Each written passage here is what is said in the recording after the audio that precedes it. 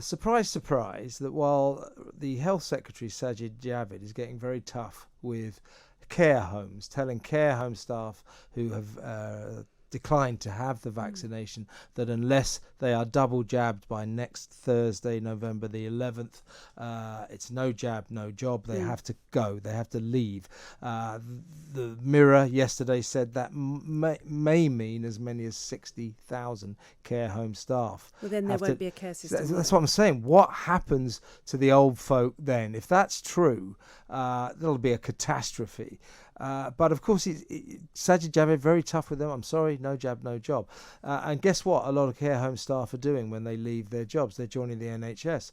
You know why? Because it's not no jab, no job at the NHS. And we learnt yesterday that in fact, while Sajid Javid is still obsessed with this, he won't be bringing it in until after the winter in April. And you know why he's not bringing it in, because if he did, 110,000, at least 110,000 NHS staff would have to leave their jobs, and the NHS would fall apart at the seams. So it's just a ludicrous situation. Mandatory vaccines, which is basically what he wants, are just not right anyway, are they? They're not right. I mean, I have so many issues with this story.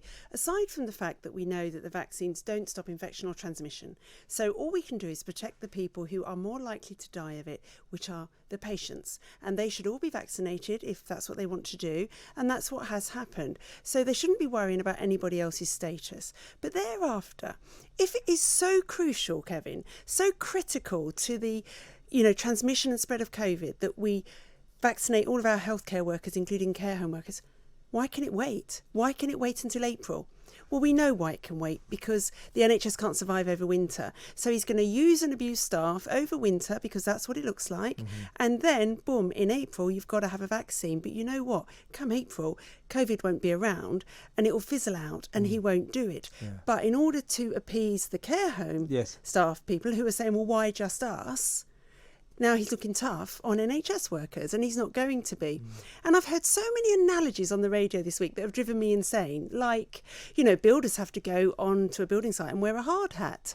If you get in a car, you have to wear a seatbelt. But those things don't hurt you. They're not no medical risk. Procedures. There's no risk. We mustn't forget that 73 people in the government's own documents have died from the AstraZeneca jab from a blood clot. Now, that might be a tiny, tiny percentage in the whole mix of things. But the moment you start saying to somebody, look, the percentage that you might die is tiny, tiny, tiny, but we're going to make you take it, we've lost our way. We really have. I can't bear it. I wonder if there is anyone out there listening who has declined to take the vaccination. And by the way, if you listen regularly, you know where my cards on the table lie.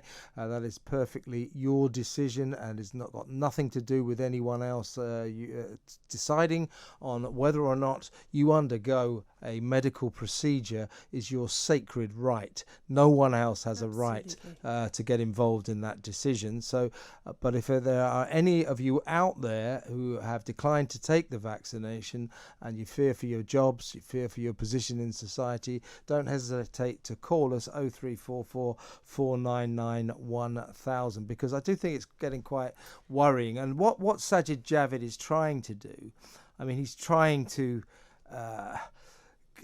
persuade as many people to get the jab as possible.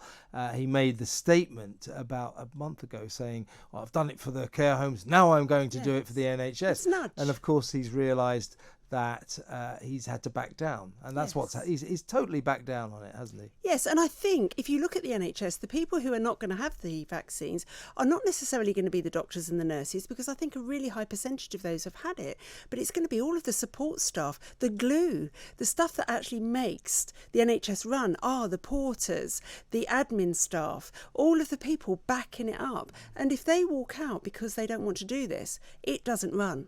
It comes to a standstill. And let's not forget that some of the people who are refusing to have vaccines are doctors and nurses. Some are, of course. But I think also we have to think that it's not just doctors and nurses. Don't keep that in our minds. It's everybody in the NHS. Yeah, but I mean, a lot of people think, oh well, that's just the porters and the receptionists and the food. It's crucial. But it's not. It's all across the board. Oh, it is. And I know many doctors who don't want to have, I know GPs who don't want to have the vaccine, and they are prepared to lose their jobs if they have to. They're very worried about it because it's their livelihoods, but they are. And the other argument I keep getting is, oh, well, doctors and nurses have to have hepatitis B. But when you take your job, before you sign the contract, you're going to have it. It's not something that's been imposed on you halfway through your contract. And also, you have a hepatitis B jab to protect you, not to protect other people. And are we not now in a position where, something like 90% of the population have been vaccinated anyway? So what is the big deal? I don't know, Kevin. I think it's because we know that the vaccines are not stopping people getting COVID and dying of COVID. So I think there's this obsession about getting down the viral load in the community. It's almost still zero COVID think, isn't it?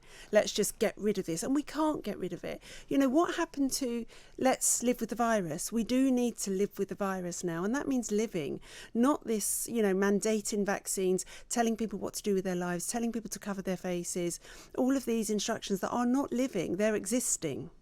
Indeed.